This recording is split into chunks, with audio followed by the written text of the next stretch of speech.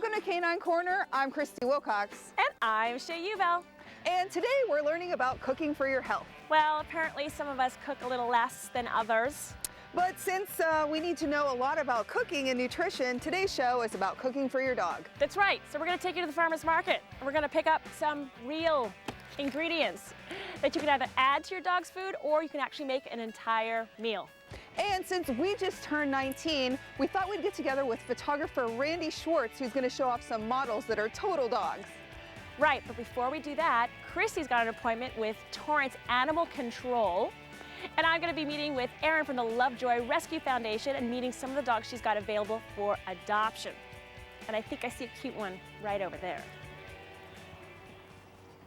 Let's go meet Erin from the Lovejoy Foundation. Hi, Erin. Hi. So tell me about your foundation. Well, we are with the Lovejoy Foundation. We're an independent rescue based out of the South Bay. Okay, and how many dogs have you rescued so far? We've placed 135 dogs since we opened in April of 2010. 2010. Wow. Well, tell me a little bit about this guy. He's an adorable 2.5-month-old. What kind of breed is he? He's a chocolate lab mixed with something large. Could be Mastiff, could be Great Dane, you know, we'd guessed. So tell me a little bit about his story. Where did he come from? He was actually dropped over a fence, a piece of property in Lake Paris with his sister. Somebody had abandoned him over a nice piece of property over there. Oh my. Would you say that he's good with dogs, cats? Definitely good with dogs, cats, small children. Being that he's a puppy, he's going to be really good going into any kind of home, but there's no prey drive in him at all. You know what? He looks like he'd be really ready to go into his forever home, and I can see little kids playing dress up with him. He looks ready to go. So again, this is Kobe, 2.5 months, chocolate lab mixed with something large. Today we've got Alaska. She's a white shepherd. She's about 8 months old. And Erin, can you tell us a little bit more about her? Yeah, she was found on the streets of South Central, tied to a tree, flea infested and emaciated. Okay, and what family would you say she'd be a good fit for? Other dogs, cats, small children? She'd be best in a home where she was with a high energy person who was active, hiker, runner, jogger, that kind of a situation would be best for her. Well, I can tell she's definitely very friendly and active, and she's 8 months old and ready to be adopted. Hi, we've got Sunny here. He's about 1.5 years old. Erin, can you tell us anything more about him? Yes, Sunny is a Border Collie pit mix that we pulled from Downey Shelter days before he was going to be euthanized. He's good with other female dogs, kids, not put him in a house where there's cats. High energy, good leadership home, just an overall really great dog. Well, he sounds like a catch, and he's definitely ready for his new home. So I've got Toby here. He's about 7 months old. And Erin, can you tell me a little bit more about the breed and his temperament? Yes, he's actually a fox terrier. We found him in the trash in South Central. He's got a wonderful disposition, good temperament, would be great with other cats, dogs, and kids of all ages. Just all around great dog. Well, he definitely looks like he's ready to be adopted, but we're not done yet. We've got plenty more dogs that are ready to be adopted. But before we do that, let's go see what Christy's doing with Torrance Animal Control, because she's got some really great tips for us. Thanks, Shay. Well, if you want to get one of those cute little puppies, you have to get it licensed, right? So I'm here with Animal Control Officer Joe D'Amico, and when is the right time to get your dog licensed? The City of Torrance requires your dog to be licensed at 4 months of age or 30 days in the city. And where can somebody do that if they want to do it? You can come to our office. We're located at 2200 Jefferson, which is inside of Wilson Park, or you can do it online at petdata.com. And I'm sure they know there's certain documentation they have to supply to you in order to qualify, right? Exactly. In order to license your dog, you're going to need a current rabies vaccination, and if your dog is altered, that certificate as well.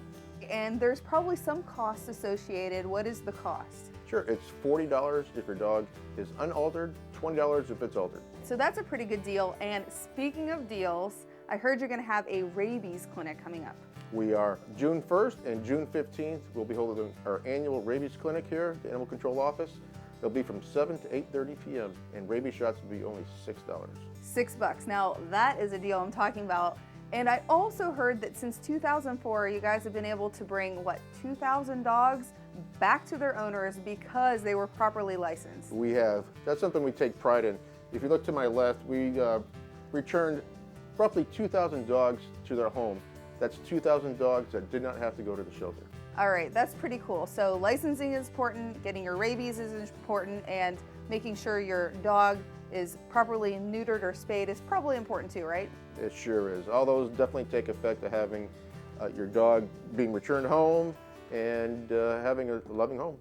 All right. Thank you so much, Joe. Now, you're going to want to check this out. In 2010, the ASPCA has developed a list of the top 10 toxins that your pet has come across. So here they are.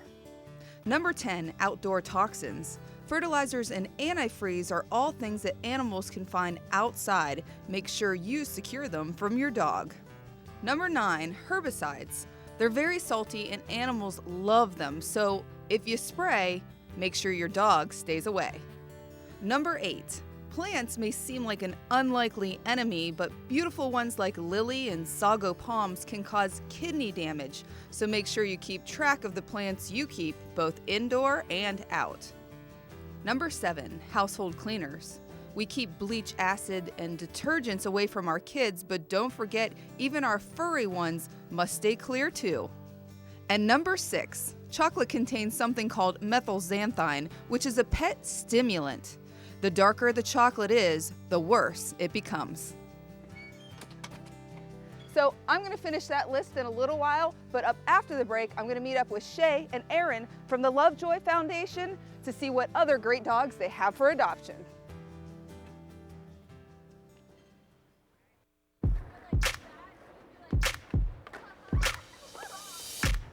Plant inspiration. Provide youth with the creative tools and skills to cultivate it.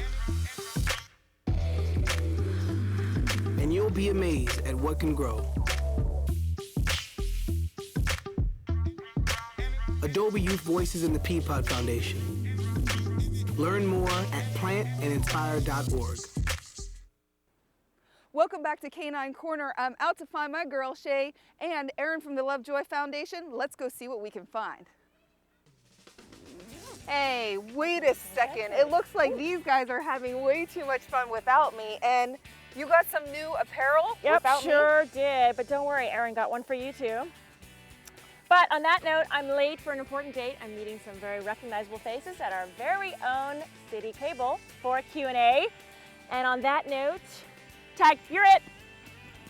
I just wanted to get her out of here anyway because I heard you have some more adoptable dogs that we're going to get to see. And this is very cool. Touching lives, one animal at a time. All right, next we have Wiley E. Coyote, which is the coolest name, and he's about 1 year old, is that right? Yeah, so he's a Terrier Chihuahua mix. He was found in the streets of South Central, and he's good with other dogs, cats, kids, just loves to be in your lap and cuddle. All right, so he's good with all family situations, and he has lots of energy, but he seems a little calmer today. Yeah, he has energy, but he's not one that bounces off the walls. He's just likes to play, and he's got puppy in him still. All right, so Wiley is available for adoption today. We have the lovable Phoebe next, and she's about 5 years old, right? And she's had a little weight loss lately. Is that right? Yes, she has. She's about 25 pounds less since we found her up in Griffith Park. She's lost weight and is moving better and just doing better. Yeah, so she probably needs to lose a little bit more weight, right? Definitely. She's Keeshhound Corgi mix is what we're guessing, and definitely she's got another 10 pounds to go. Okay, and what kind of family situation do you think she'd be best in? I think she'd be best in, you know, a family with high energy, and, you know, people that might just take her for some long walks. Maybe an older couple that's retired might be a really good fit for her. And feed her properly, right? So Phoebe Absolutely. is ready for her forever home today. All right, last but not least, we have this beautiful guy. His name's Dexter, and he's about 1 year old, right? Yes, he's 1 year old. Tell me his story. He is a Terrier mix that was found roaming the streets of Redondo Beach. Local one. Well, he's a lucky dog because, you know, anybody who's roaming the beach can't be that bad off, but we need to find him a home. So what kind of family is he good in? He would be best as the only dog in a home where he could be 100% getting all of the attention. He deserves that second chance at a better life. All right, so he is a beautiful guy and definitely needs to find his forever home today. So Aaron, I just want to say thank you for joining us today. Those were 7 adorable dogs, and I'm sure everybody wants to know, how do we get a hold of you if somebody's interested in adopting one of them? Well, the best way, you can follow us on Facebook, the Lovejoy Foundation, and then we also have on petfinder.com and adoptapet.com. You can reach us by looking up the Lovejoy Foundation, zip code 90278, or you can call us at 310-350-0980. You can also contact us by emailing us at caninecorner@torranceca.gov. So while I'm off to the farmer's market to meet Shay, she's first going to answer some questions from our producers at City Cable who have their dogs. Shay, what kind of questions do they have for you? Thanks, Christy. All right, I'm here with Bonnie. Bonnie, let's hear your question. My question is, my dog Libby, who's a little over a year and a half old, she walks me instead of me walking her. And she does know how to heel, but she only does it for about half a block before she's back to being leading Forward. All right, well, I see that you have something called a pronged collar on. I'm going to show the viewers what that's all about. This is what a pronged collar is, and these two pieces here are supposed to be reticent of a dog's canines. Now, when dogs kind of challenge each other and play with each other, what do? They kind of bite each other in the neck, and that's how they dominate one over the other. So through the leash, you're actually going to get control to your dog and sort of quote unquote dominate him by letting her know that this is not a behavior that you want. So when you go for a walk, what I want you to do is I want you to pull and release as you're going for a walk, and I want you to keep at it, because what she's telling you is she's saying, I don't really believe you. I only need to listen for about 20 minutes or 10 minutes, and then I don't really need to listen. At that point, you need to pick up the lesson again and pull and release and pull and release. Okay. All right. So not a constant pull. Not a constant pull. Give her a little bit of If you keep a constant tension, your dog, you're going to be met with resistance. It's almost as if somebody was going like this. You're going to go, listen, lady, get off me. But if I go like this, come on, come on, come on, come on, you're more likely to be coaxed forward. So again, you don't want constant tension because it's irritating, and they're going to pull back against you. A little bit of room. Give her room. So I'm going to show you how that's going to work. So as she's leading forward, I'm ready to go forward in this direction. Pull and let go. Okay? And all of a sudden, look, she's walking calmly. Pull and let go. All right? But I'm not pulling so hard that she gets yanked back. I'm pulling and letting go, pulling and letting go. Hi, Alexa. So you brought your two dogs. Let's hear your question. Okay, so this girl, the big girl is Pippa, this little guy is Pip, and whenever we have guests coming over, my husband and I entertain a lot. Anytime somebody walks through the gate or through the front door, they both jump on the guest. Okay. And a lot of people don't mind, but just as many people do if they're dressed up especially. So how do I get them to stop doing that? Well, first thing, you don't want to wait until you're having a party or an event. You want to do it, prepare. You want to practice with a friend. Call a friend over, have them ring the doorbell, and I want you to practice. And the first thing that I want you to do is when you open the front door, don't let them run to the front door and jump on your guest. I want you to get your body in front of them and the guest. So if you guys are the guest, I would block them and get like this in front of the dog. Okay, and the reason why you're doing that is so that you're not allowing them to run to your guest. So does it matter if my back is to them or my back is to the guest? Should I be facing them? No, I want you to be facing them. I'm sorry. So if you guys are the dog, what you want to do is you want to get in front of them and be blocking them from getting on the guest. Now, if they're not really paying attention to you, another way of doing that is you can clap. Because if you clap nice and loud, it's a nice loud sound that'll startle them. Okay, so watch. Okay, just by doing that, oh, you get their attention. So again, if you guys were the dog, I would go, no. And I would stop them from doing that. And I would back them up with my body language. Okay. And at the first few times that you do that, they're gonna be like, what just happened? And they're gonna learn that's not a wanted behavior. So I have Jen here with me today, and I hear you've got a question about your dog, Elvis. I do. This is Elvis. He is 4 years old, and I've got a 3.5-year-old at home, and she's about this small. Okay. And we've got lots of friends who have small children too. So how do I make him approachable and less threatening for the little kids? Well, the first thing I want you to consider is children are about this tall. So what happens? The eyes, the nose, the ears, the teeth are all in the child's eye level. So this can be a little intimidating for the child. So a really good idea is to ask Elvis to lie down, asking your dog to lie down, and then asking the child to touch from the tail area, the hind area, because there isn't any teeth or eyes or anything that can intimidate the dog. What you can be doing is you can be in the front giving Elvis a treat. So what's going to happen is it's going to be a really great experience for both the child who gets to pet a dog and nothing bad happen, and the dog gets to have a wonderful treat and doesn't see the erratic movement of a child, which can sometimes be a little bit intimidating for a dog. So this ends up being a really wonderful experience both for the dog and for the child. And over time, you're going to find that whenever children come over to your house, you're going to realize that Elvis is going to go, I know what to do. I'm going to go lie down because I'm going to get a treat. So he's actually going to enjoy seeing kids. Hey there. Hey, so those are some really great Q&A questions. You know, I think they actually learned something. And you're taking me to the farmer's market, right? I am. I'm going to show you what some real ingredients are. Are you ready? I am ready. Let's go.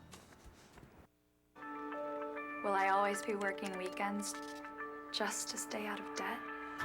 Is a great college for our kids? Out of the question?